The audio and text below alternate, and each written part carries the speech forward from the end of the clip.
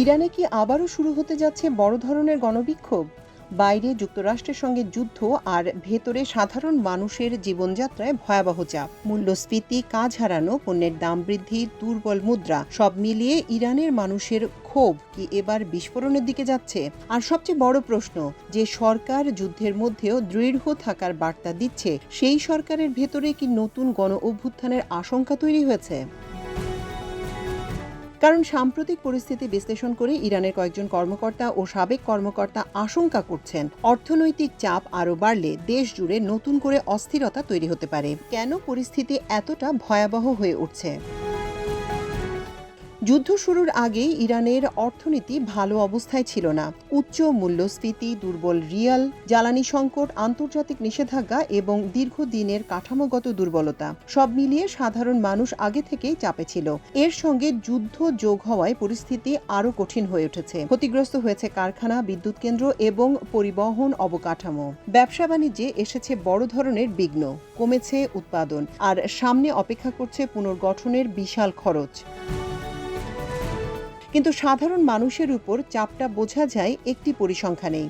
ইরানের পরিসংখ্যান কেন্দ্রের তথ্য অনুযায়ী জুলাইয়ের দেশটির বার্ষিক মূল্যস্ফীতি পৌঁছেছে ৬৬%, আর খাদ্যপণ্যের মূল্যস্ফীতি ১২৭%। অর্থাৎ মানুষের আয় বাড়লেও বাস্তবে সেই আয় দিয়ে আগের মতো পণ্য কেনা যাচ্ছে না। ফলে পরিবারগুলো মাংসসহ নিত্য প্রয়োজনীয় পণ্য কেনা কমিয়ে সস্তা বিকল্পের দিকে ঝুঁকছে। ইয়াজুদের এক সরকারি কর্মচারী জানিয়েছেন, মাস শেষ হওয়ার আগেই তার পুরো বেতন শেষ হয়ে যাচ্ছে। পরিবারের খাবারের তালিকা থেকেও মাংস ও মুরগি বাদ দিতে হয়েছে। শুধু বাজার দর নয়, চাকরিও এখন বড় সমস্যা। ইস্পাহানের একজন সিভিল ইঞ্জিনিয়ার যুদ্ধের আগে প্রায় ১ দশক নির্মাণ খাতে কাজ করেছেন, কিন্তু যুদ্ধ শুরু হওয়ার পর বহু নির্মাণ প্রকল্প স্থগিত বা বাতিল হয়েছে। নির্মাণ ব্যয় বেড়েছে, ফলে তার জন্য নতুন কাজ খুঁজে পাওয়া কঠিন হয়ে পড়েছে।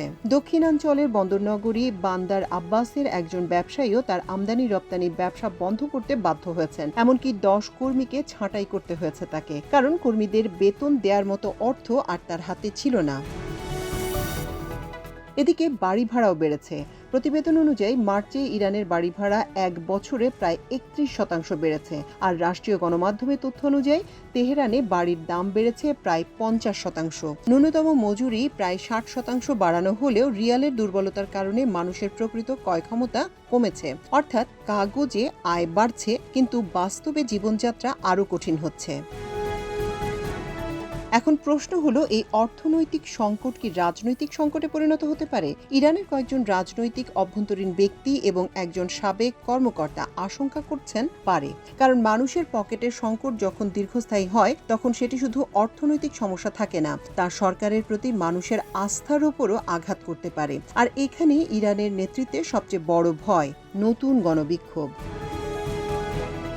অস্থিরতার আশঙ্কায় সাম্প্রতিক সময়ে সাংবাদিক, আইনজীবী, অধিকার কর্মী, মানবাধিকার কর্মী ও শিক্ষার্থীদের বিরুদ্ধে গ্রেপ্তার, তলব, দীর্ঘমেয়াদী কারাদণ্ড সহ কঠোর পদক্ষেপ নেয়ার কথা জানিয়েছে মানবাধিকার সংগঠনগুলো। সরকারের যুক্তি, যুদ্ধকালীন পরিস্থিতিতে স্থিতিশীলতা বজায় রাখতে এসব পদক্ষেপ প্রয়োজন। কিন্তু সমালোচকদের আশঙ্কা, দমনপীড়ন যদি বাড়তে থাকে তাহলে সরকারের সঙ্গে ক্ষুব্ধ জনগণের দূরত্ব আরও বাড়তে পারে।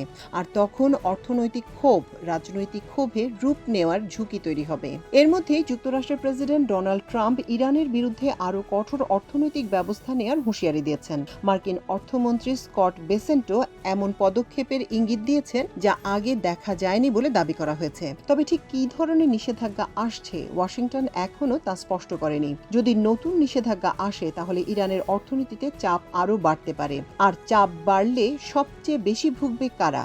সাধারণ মানুষ। ইরান এখন বিকল্প পথে পণ্য আনার চেষ্টা করছে। স্থলপথ ও কাস্পিয়ান সাগর ব্যবহার করা হচ্ছে, কিন্তু যুদ্ধের কারণে এসব পথ বাধাগ্রস্ত হচ্ছে। ফলে পণ্য পৌঁছাতে সময় বাড়ছে, খরচ বাড়ছে, দামও বাড়ছে। ইরানের প্রেসিডেন্ট মাসুদ পেজেশকিয়ানও স্বীকার করেছেন, দেশটির সমস্যা কয়েক গুণ বেড়েছে, অথচ আয় কমেছে। তাই ইরানের সামনে এখন একসঙ্গে দুটি যুদ্ধ, একটি বাইরের শত্রুদের বিরুদ্ধে আর অন্যটি ভেতরের অর্থনৈতিক সংকটের বিরুদ্ধে। যদি যুদ্ধ দীর্ঘায়িত হয়, নিষেধাজ্ঞা আরও কঠোর হয় এবং মানুষের জীবনযাত্রার চাপ আরও বাড়ে, তাহলে প্রশ্নটা আর শুধু অর্থনীতির থাকবে না। প্রশ্ন হবে, ইরানের মানুষ কতদিন এই চাপ সহ্য করবে? আর এই প্রশ্নের উত্তরই নির্ধারণ করতে পারে ইরানে আবার বড় ধরনের গণবিক্ষোভের দরজা খুলবে কিনা।